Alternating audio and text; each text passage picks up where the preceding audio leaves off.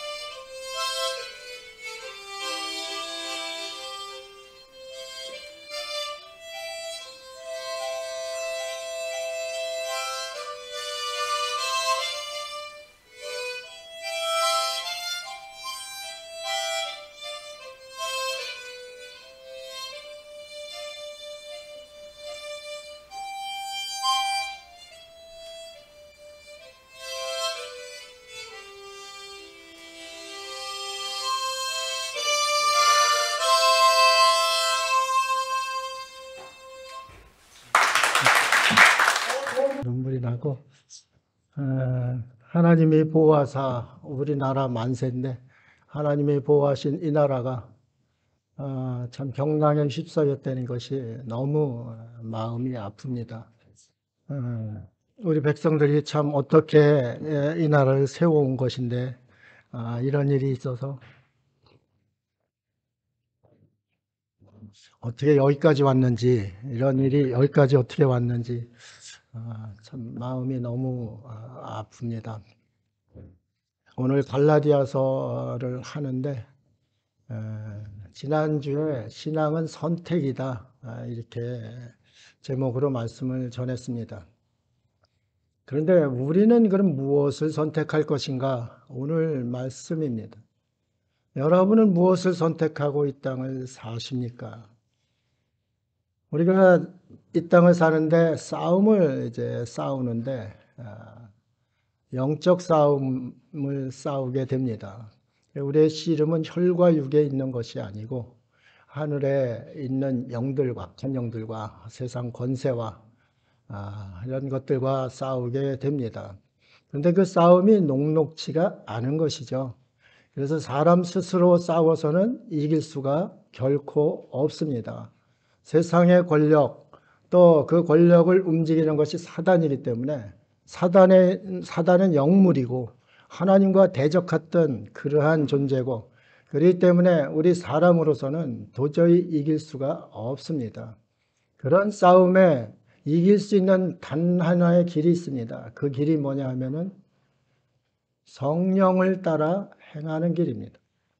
성령을 받아서 성령의 힘으로 하는 것입니다. 그러면 성령이 무엇인가? 우리가 삼위일체를 이야기하잖아요. 성부, 성자, 성령 이렇게 이야기하잖아요. 그 삼위일체 하나님 속에서 이제 성령을 말씀을 드리려고 합니다. 성부 하나님의 영이 성령입니다. 그 다음에 그 성령은 성부 하나님 혼자의 이렇게 영이 아닙니다. 성령은 예수 그리스도의 영이기도 합니다. 그래서 성령이 발현하는 것은 성부 하나님께서 발현하고 성자 예수님을 통해서도 발현을 합니다. 그러면 성자 예수님을 통해서 발현한 그 성령이 어떻게 역사를 하는가? 하나님의 사람들을 통해서 역사를 합니다. 하나님의 사람들, 오늘 제목이 그리스도의 사람들, 그리스도의 사람들은 어떤 사람들인가? 이거를 이제 찾아가는 겁니다. 그리스도의 사람들은 그리스도의 영이 함께하는 사람들입니다. 그리스도의 영이 함께하면은 그 사람은 아무리 약한 존재라도 하나님의 권능을 받게 됩니다. 예수 그리스도의 권능을 받아서 싸웁니다. 예수 그리스도는 사단의 머리를 이미 상해 놨습니다. 그렇기 때문에 싸움을 이기고 싸우는 싸움이 되는 겁니다. 이기고 싸우는 싸움, 이 싸움을 하는 사람들이 성도, 그리스도의 사람들입니다. 여러분이 그리스도의 사람들이라는 거죠. 그런데 우리는 세상 사단의 움직임을 두려워할 때가 너무 많습니다. 저도 마찬가지입니다. 사단의 그 세력이 녹록지 않기 때문에 그렇습니다. 늘 우리를 괴롭히고 우리 속에 정말 바른 판단을 할 수 없게 만들고 우리가 의의 길, 진리의 길로 갈 수 없게 방해를 하는 방해꾼이 바로 이 사단이기 때문에 그렇습니다. 그 권세와 우리가 싸우는데 뭐 어떻게 해야 되는가? 뭐 답은 이미 말씀을 드렸습니다.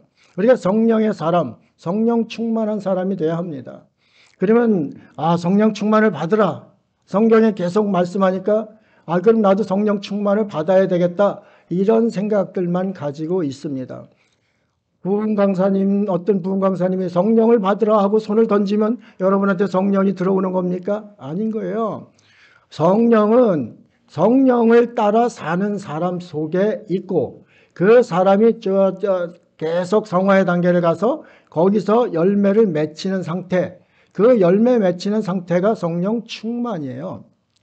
그런데 우리는 아무 열매도 없이 그냥 성령 충만부터 받으려는 거예요. 그러면 그게 무슨 뜻인가? 씨를 심지도 않고 거기서 열매를 거두려는 그러한 사람들이라 이 말씀입니다.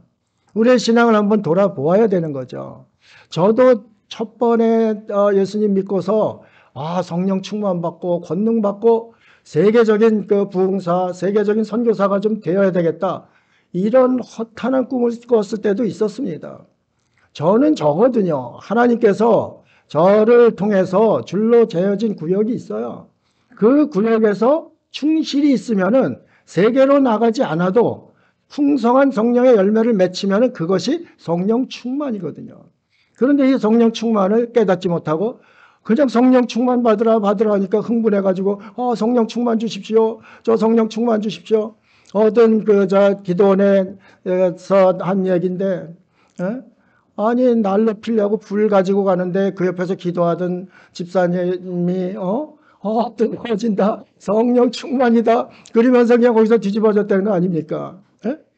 이런 무모한 이제 성령을 바라는 우리의 모습이 얼마나 많은지 모릅니다. 자, 우리 자신도 그렇지 않습니까?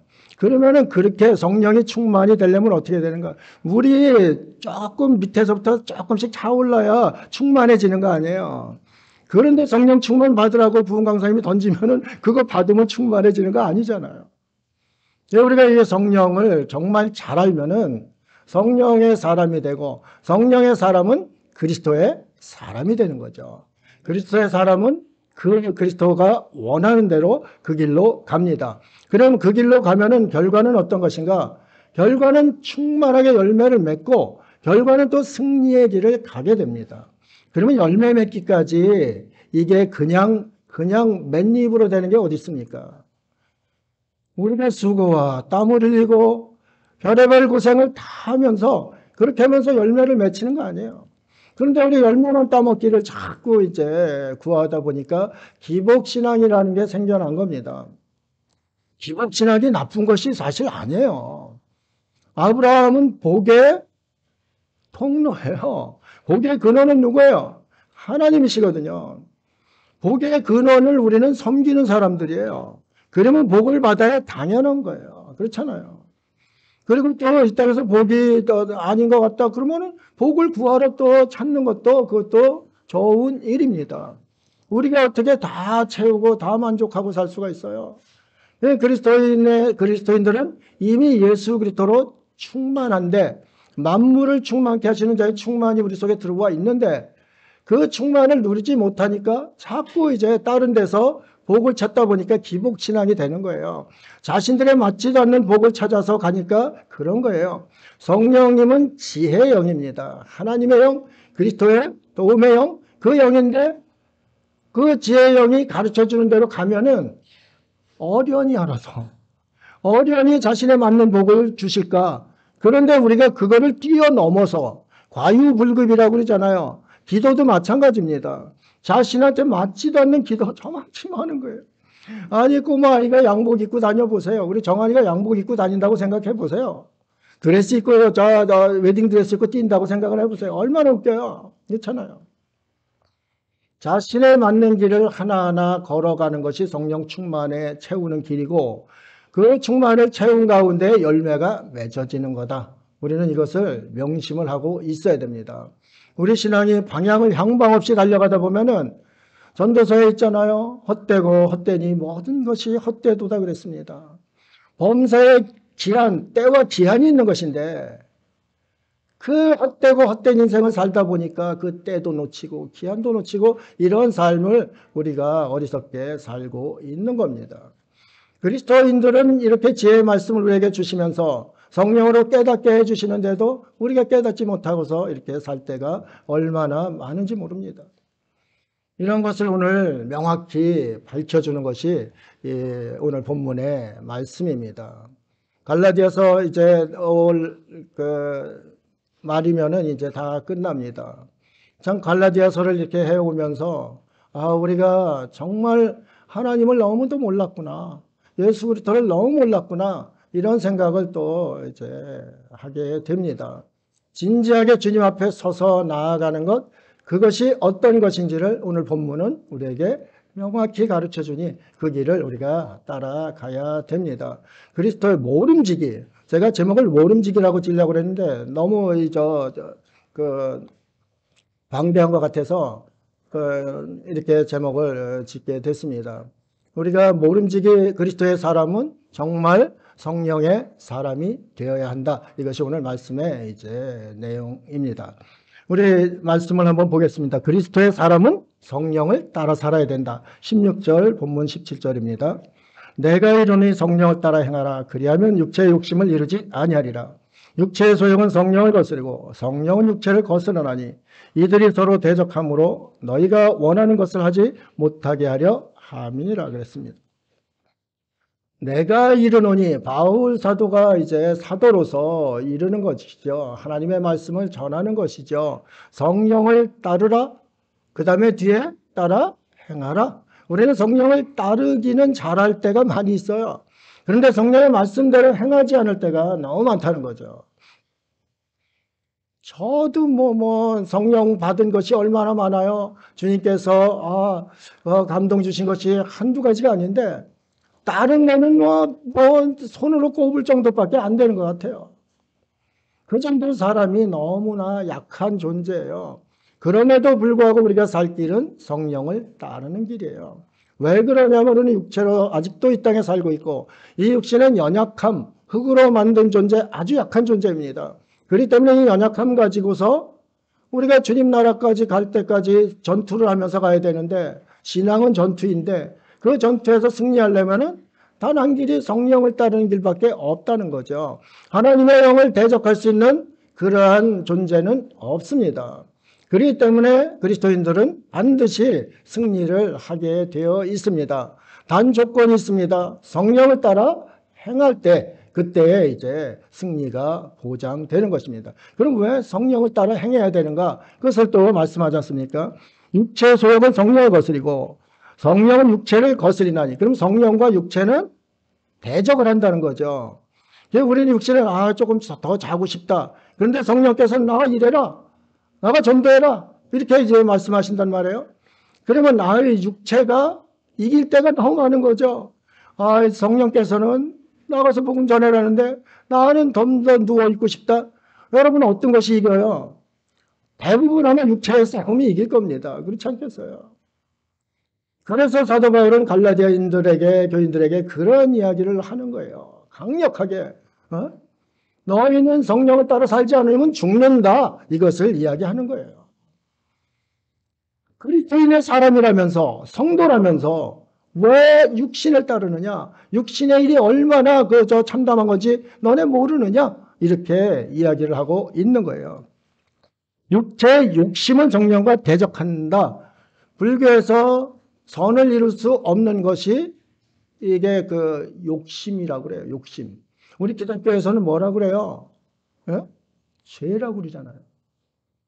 이 욕심 때문에 구도의 길을 못 가는 거예요. 사람의 욕심, 탐욕, 이 탐욕은 우상숭배라고 그랬으니까. 그렇기 때문에 하나님과 대적할 수밖에 없어요. 하나님의 영과 대적할 수 있는 것, 그것이 우리의 육체의 소욕입니다. 그러면 사단이 육체의 소욕, 성령을 뻔뻔히 이기는, 한판히 이기는 그 육체의 소욕을 사단이 이용을 안 할 리가 없어요. 그렇죠? 자기가 이길 수 있는 길인데 안 하겠어요. 잠시만 눈을 돌리고 성령께로 향했던 그 눈을 다른 곳으로 돌렸다 하면은 그리면은 순간 그게 들어오는 거예요. 그렇기 때문에 우리가 늘 성령을 따라 행해야 되는 거예요. 우리 그리스도의 사람이라고 그러잖아요. 그리스도의 사람이면 주인이 그리스도예요. 그러면 주인은 우리가 졸졸졸졸 따라가야 되는 거죠. 따라가는데 한눈 팔고 자꾸 다른 데로 갑니다. 다른 데로 갈 때 사단이 이거 아주 바로 낚아채는 거죠. 그것이 육체의 소욕입니다. 다른 데로 가려고 자꾸 가려고 하는 것, 그것이 육체의 소욕이라 이 말씀입니다. 왜 소욕입니까? 욕심이거든요. 좀 더 많이 가졌으면, 좀 더 쾌락에 빠졌으면, 좀 더 즐거운 일이 있었으면, 좀 더 큰 집이 있었으면, 별의별 게 있잖아요. 성령께서는 그것을 분명 지시하지 않는데 그 길에 갑니다. 그럼 그 길에 성령께서 지시하시지 않는 그 길을 가려면은 억지를 써야 되는 거예요. 그렇죠? 그 억지가 죄란 말입니다.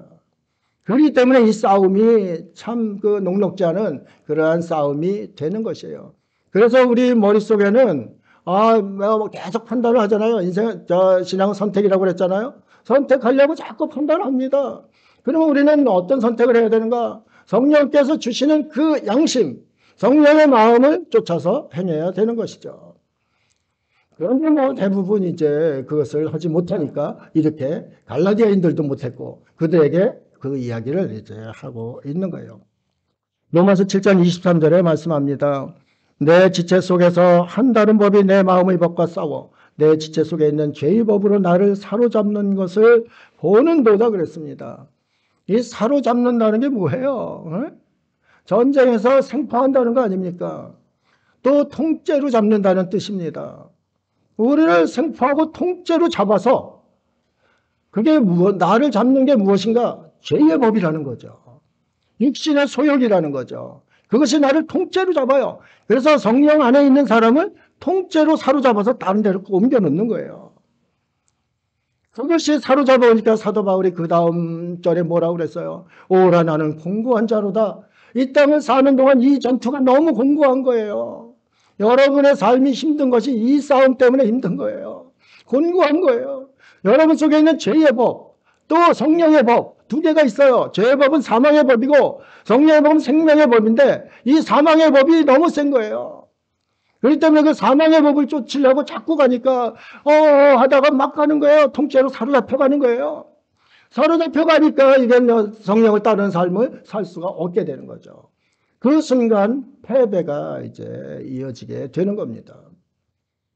하나님께서는 명확히 우리에게 이런 것을 알려주시는 데에도 우리는 패배의 길을 자초할 때가 너무 많은 거죠. 왜 그리스도인이 너무 찌질하게 살고 패배의 길을 갑니까? 자기 육체의 소욕이 이겨서 그래요. 육체의 소욕이 이기기 때문에 그곳에 가서 거기서 있다 보니까 질 수밖에 없는 그런 상황을 맞게 되는 것이에요. 오늘 정말 귀한 말씀입니다. 우리 그리스도인 하나님의 사람이 어떻게 살아야 되는지를 분명히 말씀해 주는데 이 말씀을 잘 명심하고 가면은 그러면 여러분은 반드시 승리합니다. 지는 것 같지만 고통 가운데 있는 것 같지만 무명한 자 같지만 박해받는 자 같지만 그런 자가 아니라 승리자로서 옷을 입고 나오게 됩니다. 무엇을 할 때요? 성령을 따라 행할 때. 성령을 따라 행할 때 승리는 보장이 된다. 이것을 이제 말씀하고 있는 거예요. 그 다음에 그 율법 아래 매이지 않는다고 그럽니다. 18절 너희가 만약 성령을 인도하시는 바가 되면 율법 아래 있지 아니하리라. 율법은 뭐라고 그랬어요? 정죄의 영이라고 정죄라고 그랬잖아요. 율법은 너 살인하면 죽어. 너 부모님을 거역하면 너는 어떻게 돼? 너 간음하면 어떻게 돼? 뭐 이게 다 그 도둑질하면 어떻게 돼? 그 율법 아닙니까? 그러면 어떻게 돼? 뒤에 뭐가 나와요? 심판과 정죄가 나오잖아요. 그럼 율법의 사람에게서 자유로울 때 여러분은 다 정죄받을 수밖에 없는 그런 조건을 가지고 있었어요. 그런데 생명의 성령의 법이 여러분 속에 들어온 거죠. 그래서 그 정죄에서 자유로워지는 거죠. 성령을 따르는 사람은 그래서 자유로워지는 거예요. 자유로워져. 그 자유를 누리지 못하고 살면은 우리의 삶이 정말 피폐한 육체를 따르는 육체의 일에 전념하는 그러한 삶을 살게 된다. 이것을 말씀하고 있는 겁니다. 육체의 일이란 오늘 한번 보세요. 19절. 육체의 일은 여러분이 뭐 다 알고 있는 일이죠. 육체의 일은 분명하니 곧 음행과 더러운 것과 호색과 이 세 가지로 이제 한번 쭉 나눠서 하려고 합니다. 요즘 시대와 다르지 않습니다. 이게 로마 시대에 도덕적이나 성적이나 사회적이나 이런 것으로 타락했던 그 모습의 대표들입니다. 그러면 이 시대에도 타락한 인간들, 육체의 일을 도모하는 그들이 행하는 일들이 지금 쭉 나오는 거예요. 상당히 많습니다. 이거 하나하나 저것도 한번 읽어보시면은 이 속에서 나도 그렇구나, 나도 그렇구나, 사회도 그렇구나, 종교도 그렇구나 이런 것을 자꾸 이제 깨닫게 됩니다. 갈라디아 교회도 이것에서 자유로울 수가 없었던 것이죠. 그러니까 사도 바울이 얼마나 똑똑해요. 로마에서 지금 행행하고 있는 성적 타락 이런 것들을 갖다 다 대비를 시키는 거예요. 그래가지고 깨닫기 딱 좋게 이렇게 말씀을 하고 있는 겁니다. 우리도 지금 이거는 다 알고 있어요. 딱 들어보면은 이게 무슨 말인가 거의 알고 있습니다. 그런데도 우리가 하나하나 천천히 한번 찾아보도록 하겠습니다. 음행과 더러운 것과 호색과 이렇게 이제 이야기를 하고 있습니다. 자신 속에 있는 마음에 이제 죄가 움직이기 시작하는 거예요. 여기 음행하면은 포르노 아시죠? 포르노. 비정상적인 이제 성행위를 가리켜서 이렇게 음행이라고 그럽니다. 음행이 로마 시대도 판을 쳤고 지금도 마찬가지입니다. 이런 것을 우리가 하나씩 이제 보게 되는 거죠. 더러운 것은 뭔가? 로마도 뭐 여러 가지 더러운 짓들을 많이 했죠. 사회적 도덕적으로 더러운 일을 행하는 것, 그런 것을 이야기합니다. 원어로 하나하나 불러드릴 수는 없어요. 그러니까 호색은 뭔가? 이거 호색도 포론하고 묘설, 음란 뭐 이런 것이지만은 이 음란하고 좀 달라요. 이 호색은 뻔뻔함이라는 거죠. 성애를 해도 뭐 내가 무슨 죄를 졌어? 뻔뻔해진다는 거죠. 그게 호색입니다. 과한 그러한 음란을 행하면서도 자신은 부끄러워하지 않는 것. 그것이 호색이에요. 지금 죄 짓는다고 부끄러워합니까? 안 하잖아요. 뭐 자신만 잘난 거죠. 죄는 다 자기가 짓고 똥 묻은 개들이 재 묻은 게 막 나무라잖아요. 그 속에서 그 호색하는 일들이 얼마나 많은데 뻔뻔한 거예요. 얼굴에 철판 깔고서 그냥 죄를 막 짓는 거예요. 죄 지면서도 하면, 우리 젊었을 때는, 저도 뭐 오래 산 건 아니래도, 우리 장로님들 뭐 하면 오래 산 게 아니잖아요. 그런데도 우리 시대만 해도, 연애할 때 손잡고 다니는 거 쉽지 않았어요. 눈치 봐야 됐어요. 손잡고 다니는 거. 지금 뭐, 엊그제도 에스카레이터 타니까 에스카레이터 그 사람 많은 데서 뽀뽀하고 막 하잖아요. 그게 아무것도 아닌 거죠. 그거보다도 극한, 아주 정말 음란한 그러한 일들을 뻔뻔하게 행하는 그러한 모습, 그러한 시대였다. 갈라디아도 그렇게 했는데 누가 했는가? 성도들이 했다는 거죠. 세상 사람들은 그러려니 합니다. 그런데 성도들이 거기에 빠지는 거예요. 왜 빠집니까? 거짓된 말씀을 받다 보니까, 거짓 교사들의 말씀을 받다 보니까, 거짓 교사들은 거짓이거든요. 거짓을 가르치거든요. 그러니까 너네 뻔뻔해도 된다. 그 얘기 아닙니까? 응? 거짓말이 진짜인 줄 아는 거예요. 정당한 거예요. 그러니까 뻔뻔한 거예요. 남 눈치 하나도 안 보는 거예요. 그러면서도 마음대로 죄 짓고, 마음대로 이제 이런 음란하고 더러운 짓을 이렇게 하게 되는 것, 그것을 이야기하고 있습니다. 에베소 5장 3절입니다. 음행과 온갖 더러운 것과 탐욕은 너희 중에서 그 이름조차 부르지 말라. 이는 성도에게 마땅한 바니라. 성도들은 이름조차 부르지 말라고 그랬는데 그 일을 행한다, 이 말씀입니다. 지금 뭐 교회 안에서도 이런 일들 비일비재하지 않습니까? 방송에 나오는 것들 지도자급에서도 비일비재하지 않습니까? 그래도 죄 느끼지 잘 않습니다. 이것이 이제 큰 문제라 이렇게 이야기하고, 이 큰 문제가 어디서 기인하는가? 육체 소욕 때문에 그런다. 육체 일 때문에 그런다. 이렇게 이야기를 하고 있는 거예요. 20절입니다. 여기서 종교 분야가 또 이제 나옵니다. 우상숭배와 주술과 원수 맺는 것과 분쟁과 시기와 분쟁과 당지는 것과 분열함과 이단과. 우상숭배는 탐심에서 나온다고 그랬습니다. 권력도 탐심에서 나오는 거 아니에요. 권력욕도 우상숭배입니다. 또 물욕도 우상숭배입니다. 성욕도 과하면은 우상숭배가 되는 겁니다. 우리가 이 우상숭배를 재단을 쌓아놓고 거기다 절하고 이거는 눈에 보이는 거니까 사실 그건 집어치울 수 있습니다. 그렇지만 보이지 않는 우상숭배는 우리가 집어치우기가 어렵습니다. 그러면 이거를 나를 조명해야 되는데 어떻게 조명을 해야 돼요? 성령을 따르는 사람은 성령의 조명을 받는 거예요. 말씀 속에서 이것이 아니다 그러면 안 해야 되는데, 아니다를 알고서 행하지 않는 것. 성령을 따라 행하라 그랬는데 성령을 따르긴 하는데 행하지 않는 거죠. 그러면 아무 유익이 없고 소용이 없는 그러한 삶을 살게 되는 것이죠. 출애굽기 32장 6절에 보면은 이튿날에 그들이 일찍 일어나 번제를 드리며 화목제를 드리고 백성이 앉아서 먹고 마시며 일어나서 뛰놀더라 그랬습니다. 이 우상숭배의 가장 표를 볼 수 있는 것이 이거예요. 백성들이 앉아서 뭐예요? 먹고 마시고 그 다음에 일어서도 뭐예요? 뛰고 춤춥니다. 이태원이나 홍대 앞이나 젊은이들 앉아서 먹고 마시고 뛰고 난리 바가지를 치는 거 아닙니까? 그게 우상숭배예요.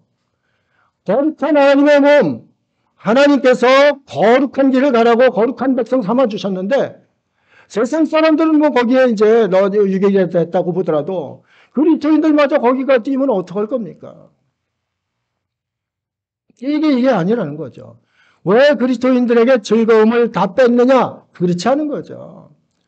거룩한 즐거움이 얼마나 큰 즐거움인데 이거하고 비교가 되겠습니까?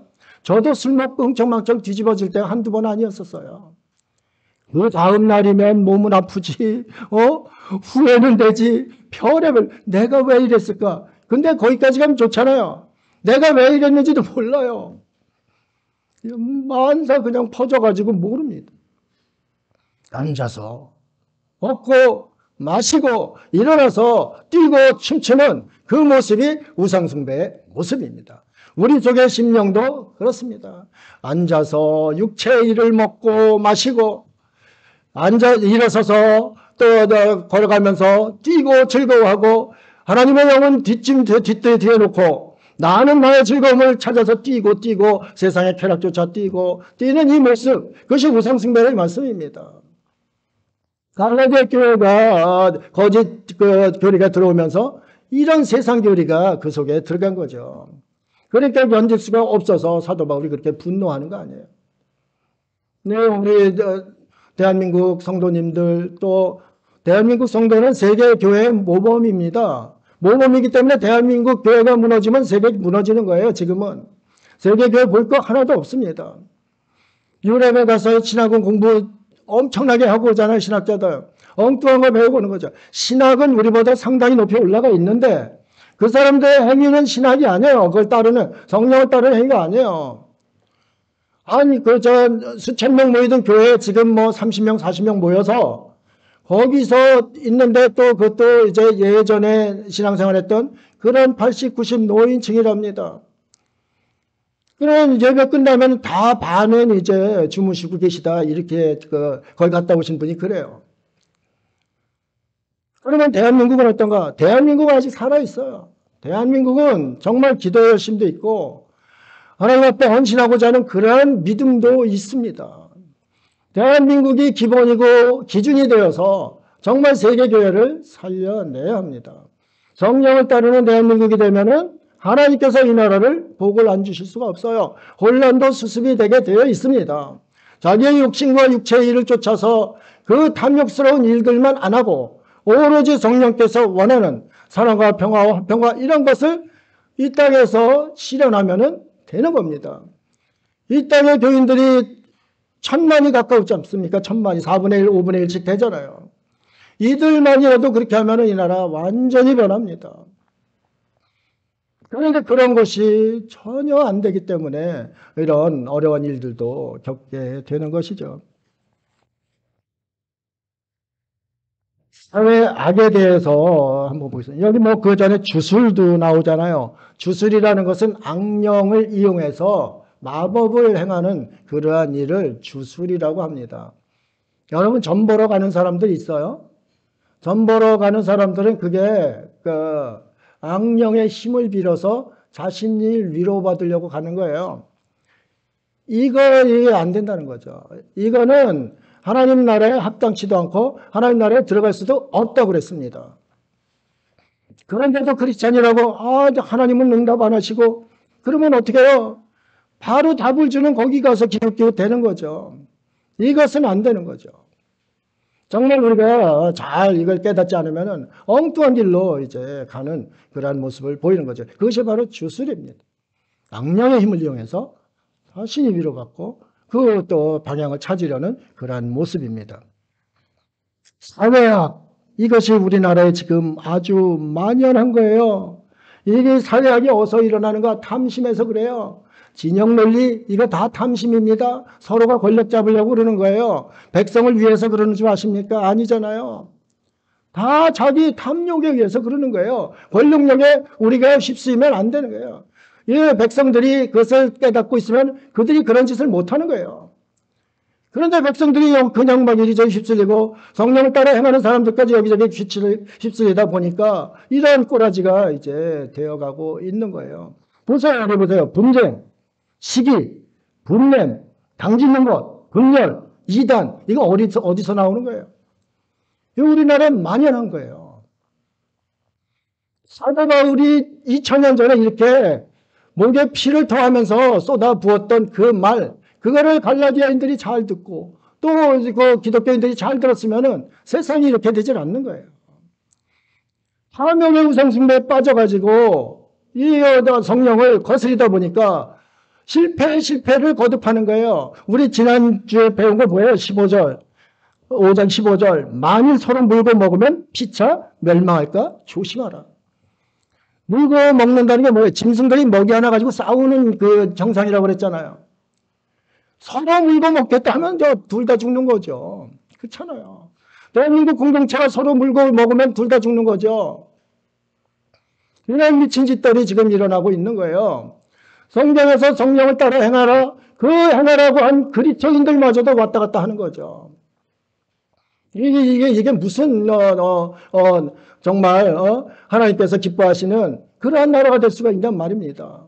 하나님이 보호하사 우리나라 만세인데 하나님이 보호하시겠어요? 하나님 말씀 성령을 따라 행하지 않고 다른 데로 가는데, 사랑받는 이야기에 제가 썼지 않습니까? 대한민국이 주님으로부터 파면당할까 두렵다고 그랬어요. 주님으로부터.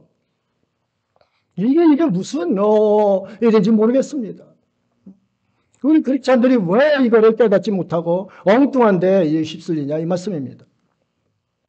여기 보면은 이제 그 음주에 대해서 쭉 나옵니다. 음주. 21절 투기와 술 취함과 방탕함과 또 그와 같은 것들이라 전에 너희에게 경배한 것 같이 경배하노니 이런 일을 하는 자들은 하나님의 나라를 유업으로 받지 못할 것이요 그랬습니다. 이 투기는 질투가 넘어서는 거예요. 남잘 되는 꼴을 못 보는 거예요. 사촌이 땅을 사면 배가 아픈 거예요. 이게 투기예요. 사촌이 땅을 사면 박수 쳐주고 잘했다 그래야지. 질투를 넘어서 질투를 과하게 넘어가는 것, 그것이 투기다 이 말씀입니다. 그런 것들이 다 어디서 나오는가? 우리 육체의 일에서 나오는 거예요. 여기 술 취함이라고 그랬잖아요. 술 취함은 뭔가? 술 취함은 술 중독 얘기하는 거예요. 우리나라에 술 중독자 너무 많다고 그럽니다. 세계에서 소주 가장 많이 파는 나라가 대한민국이라고 그럽니다. 소주 세계에 또 수출 가장 많이 하는 나라가 대한민국입니다. 술 취함, 이것이 바로 지속적인 그 중독성, 계속 그냥 부어라 마셔라 하는, 앉아서 먹고 마시고 이런 일들이 이제 술 취함이라는 거예요. 원어 해석이 그렇다는 거예요. 이거 술 동력에 빠지면 어떻게 성령을 따라서 일을 행할 수가 있겠어요? 방탕함, 아이고 이거 난잡한 파티, 무질서함, 지나친 유흥, 뭐 이런 뜻이랍니다.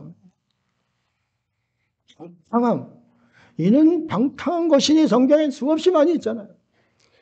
그 방탕함이 자신도 망하게 하고 나라도 망하게 하는 거예요. 방탕함은 무절제입니다. 무질서입니다. 절제가 안 되고 질서가 없으니까 망하는 거예요. 이게 방탕입니다. 이 방탕의 영이 들어오면 교회도 망합니다. 나라도 망합니다. 이 방탕의 영이 들어와서는 안 되는데 그것을 막을 수 있는 유일한 길이 뭐라고요? 성령을 따르는 길이다. 그걸 따라 행하는 길이다. 오늘 말씀이 계속 이것을 이제 우리에게 주입을 시켜 주는 거예요. 누가복음 21장 34절 너희는 스스로 조심하라. 그렇지 않으면 방탕함과 술 취함과 생활의 염려로 마음이 둔하여지고 뜻밖의 그날이 덫과 같이 너희에게 임하리라. 술 취하고 방탕하고 그러면은 뭐가 둔하여진다고요? 마음이 둔하여지니까 진리의 영이 분별할 수 있는 기회가 없어요. 그렇기 때문에 이 술 취하고 방탕함에 빠져 있으면은 헤어나기가 정말 어렵게 되는 거예요. 저는 목사지만은 술을 너무 많이 먹어봤기 때문에 알아요. 술 취해지면은 방탕해집니다. 술 취하면 이성이 마비됩니다. 자, 내가 아니에요. 내가 술이 되는 거예요. 그렇잖아요. 그렇게 해서 가는 거예요. 거기 돌아오기가 얼마나 힘들어요. 우리 주님께서 나를 불쌍히 여기셔서 너 거기 더 이상 있으면 죽는다. 그래서 끌어내신 거죠. 감격하지 않을 수가 없는 거죠. 여러분도 아마 그런 분 많이 있을 거예요. 이런 가운데 빠지지 말라고, 육체의 일에 빠지지 말라고 이렇게 신신당부를 하고 있는 거예요.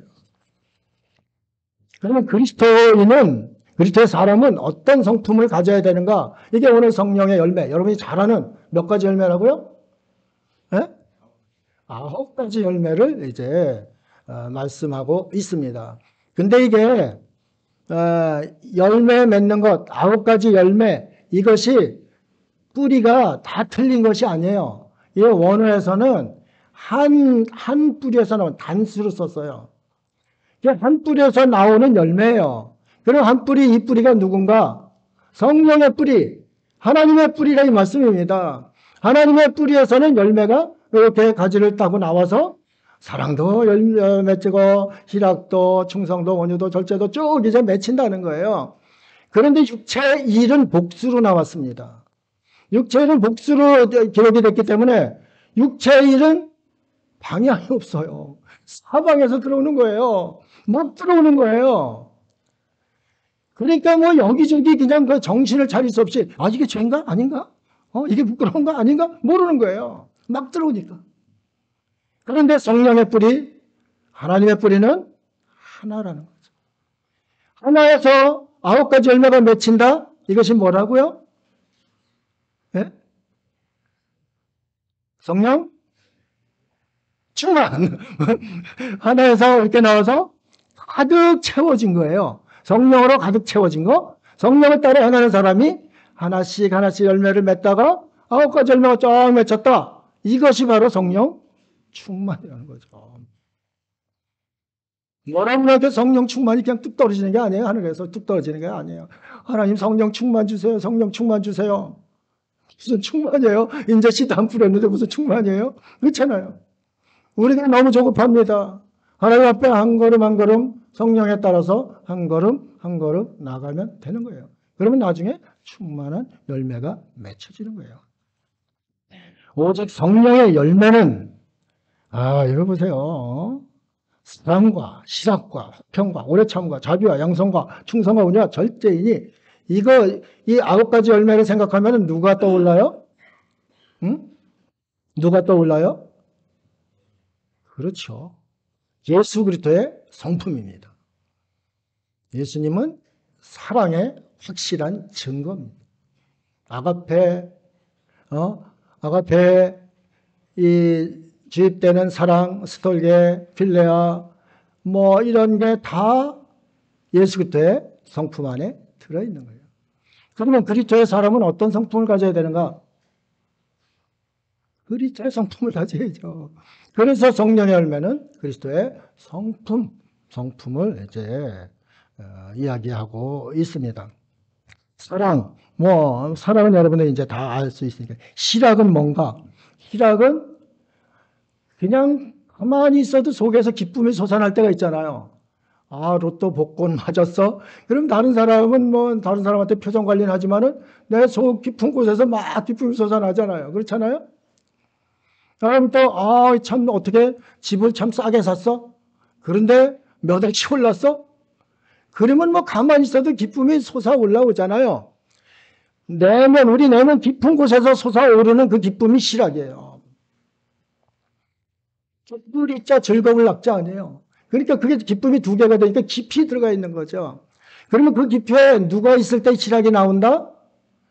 예수 그리스도가 계실 때 나온다. 주님은 이 땅을 이제 떠나시면서 우리에게 무엇을 주셨어요?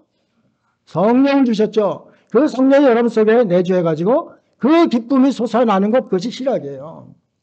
그런 성품이 내가 하나님으로서 기뻐하고 느헤미야 시대에 백성들이 바벨론에서 와서 성경을 배우다가 통곡을 했잖아요. 울고 그러니까 너희 오늘은 성일이니 울지 말아라. 여호와를 인하여 기뻐하는 것이 너희의 힘이다 그랬습니다. 여호와를 인하여 기뻐하는 것이 그리스도인 사람들의 힘입니다. 그것이 바로 실학입니다. 실학이 여러분의 힘입니다. 누구를 통해서? 예수 그리스도. 그분의 성령님을 통해서 마음 깊숙한 곳에서 솟아나오는 그 기쁨, 그것이 바로 실학이다.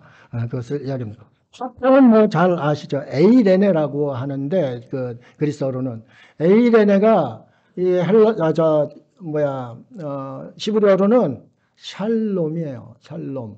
그럼 예수 그리스도는 무슨 왕이에요? 샬롬의 왕이에요. 그렇죠? 평강의 왕이에요.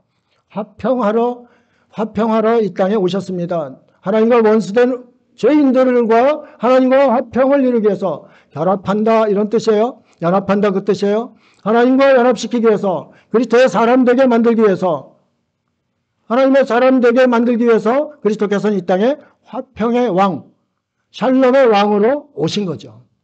그렇기 때문에 그리스도인들은 화평한 자가 되어야 돼요. 피스메이커죠. 피스메이커, 화평한 자. 이 사람은 어디 가든지 막 싸우는 곳에서 평화가 있어. 대한민국 지금 막 싸우는 곳에 이 사람이 나타나니까 화평이 이루어져. 이게 바로 샬롬이에요. 샬롬은 걱정, 근심 없는 자유한 상태를 이야기합니다. 대한민국이 이랬으면 좋겠습니다. 여러분과 여러분 가정이 이러기를 축복합니다. 샬롬의 은혜가 없으면 그리스도인들이 정말 힘든 삶을 살 수밖에 없다, 이 말씀입니다. 로마서 5장 11절 그뿐 아니라 이제 우리로 화목하게 하신 우리 주 예수 그리스도로 말미암아 하나님 안에서 또한 즐거워하느니라. 오래 참음, 이건 인내입니다. 유진 자매 늘 오면 힘들어하고 그러잖아요. 힘들어 물어봅니다. 한 주 동안 어떻게 잘 살았어? 물어봐요. 물어보면 이야기합니다. 잘 버텨냈습니다. 이번 주도 잘 견뎌냈습니다. 그겁니다. 견뎌내다 보면 하나님께서 역사하십니다. 성령을 따르는 사람들에게 하나님은 반드시 견디고 나아가는 그리스도인들 눈물을 외면치 않으십니다. 그분의 눈물을 닦아주는 분이 바로 성령님이십니다. 그것을 이제 이야기. 자비는 사랑 자자에 슬플 빗자예요. 그러면 자비가 뭔가 사랑의 마음으로 불쌍히 여기는 거예요. 사랑의 마음으로 불쌍히 여기는 거예요. 우리나라에 지금 상대편 불쌍히 여기는 사람 봤어요? 못 봤잖아요. 하나 똑같은 놈들이에요. 불쌍하잖아요. 너무 불쌍한 거예요. 잘났다고 싸우잖아요. 불쌍한 거예요. 너무 불쌍한 거예요. 그리스도인들은 이것을 바라보면서 자비의 마음을 가지라, 이 말씀입니다. 사랑을 가지고 불쌍히 여기는 것. 자비. 그것을 가지라는 겁니다. 그게 열매라는 거예요. 성령의 열매라는 거예요. 성령 충만한 사람이 하는 일이라는 거예요. 양선은 좋은 일을 행하는 거예요. 실제로 내가 손으로 나가서 행하는 거예요. 우리 김근수 성도님은 봉사 이리저리 그냥 푸드뱅크도 하시고 이렇게 했잖아요. 그렇게 나가서 다른 일을 위해서 이렇게 선을 베푸는 것, 이것이 양선이에요. 그리스도인들, 나는 그런 삶을 살고 있는가? 한번 여러분 딱 돌아보세요. 나는 내 배만 채우려고 배가 터지듯 먹어서 나만 즐겁게 하려고 이렇게 사는 거 아닌가? 그렇게 살면은 양선에 이르지 못하는 거예요. 우리가 항상 이웃을 돌아볼 줄 아는 사람이 양선을 행할 수가 있는 거예요. 시간이 좀 많이 돼 갔네요. 충성은 믿음과 똑같은 거예요. 피스티스인데 피스티스가 믿음이에요. 그러면 충성은 믿음이다. 그러나 하나님의 사람은 누구에게 충성을 하는가? 하나님께. 그리스도의 사람은 그리스도께 충성. 그 충성이 믿음이에요. 그래서 그 믿음, 너희의 충성됨, 너희의 신실함으로 내게로 오는 거다. 그렇게 이야기하는 거예요. 그것이 바로 충성이다. 이것도 성령의 열매로 맺혀진다. 이것을 이야기합니다. 온유는 예수님 이제 나는 마음이 온유하고 겸손하니 그랬잖아요. 마태복음 11장 29절 나는 마음이 온유하고 겸손하니 나의 멍에를 메고 내게 배우라. 이렇게 했습니다. 예수 그리스도의 마음의 가장 대표적인 게 온유와 겸손이에요. 온유와 겸손은 무엇인가? 상대를 사랑의 마음으로 부드럽고 따뜻하게 대하는 거예요. 우리 사회에 이것이 너무 필요해요. 너무 필요해요. 대한민국의 온유함이 너무 필요해요.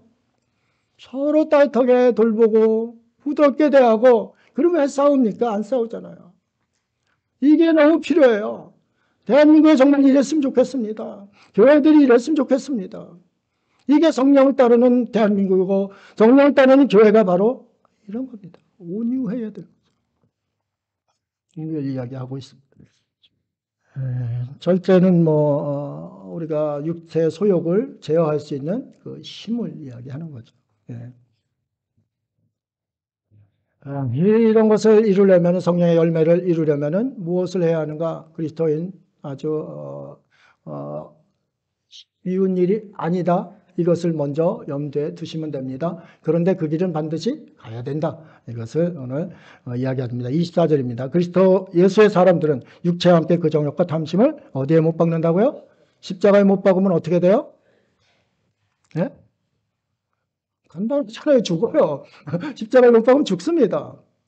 사도 바울은 고린도 전서 15장 31절에 말합니다. 나는 날마다 죽노라. 왜 죽는가? 내 육체의 소욕이 계속 매일 생기거든요. 매일 생성되거든요. 그 육체의 소욕을 십자가에 못 박는 거예요. 죽이는 거죠. 그래서 저희는 그렇게 해야 성령의 열매를 맺습니다. 죽여요. 맺습니다. 다른 사람을 죽이는 것이 아니라 내 육체의 소욕을 죽여야 됩니다. 그러면 다른 사람도 살립니다. 이것이 바로 성령의 법입니다. 성령의 법은 생명의 법이기 때문에 그렇습니다. 25절, 26절 오늘 끝절입니다. 만일 우리가 성령으로 살면 성령으로 행할지니 헛된 영광을 구하여 서로 노엽게 하거나 서로 투기하지 말지니라. 대한민국이 이렇게 했으면 좋겠습니다. 헛된 영광 구하지 않고 정말 상대를 높이고 이해하고 사랑의 마음으로 불쌍히 여기고 이런 이제 삶들을 살았으면 정말 좋겠습니다. 로마서 8장 5절 6절을 읽고 마치겠습니다. PPT에 있습니까? 그럼 제가 읽고서 마치도록 하겠습니다. 육신을 따르는 자는 육신의 일을, 영을 따르는 자는 영의 일을 생각하나니 육신의 생각은 사망이요 영의 생각은 생명과 평안이니라. 아멘. 기도하겠습니다. 하나님 아버지, 육체를 따라 살았던 지난 날들이 너무 부끄럽습니다. 오늘 주님께서 말씀을 주셨는데 생명의 성령의 법을 따르지 않고 사망의 육체의 법을 따라 살았던 지난 날을 흔적도 없이 제거하여 주시고 오로지 주님께서 주시는 생명의 성령의 법을 따라 행하는 그러한 복된 삶 살게 하여 주옵소서. 감사드리며 예수님 이름으로 기도드립니다. 아멘.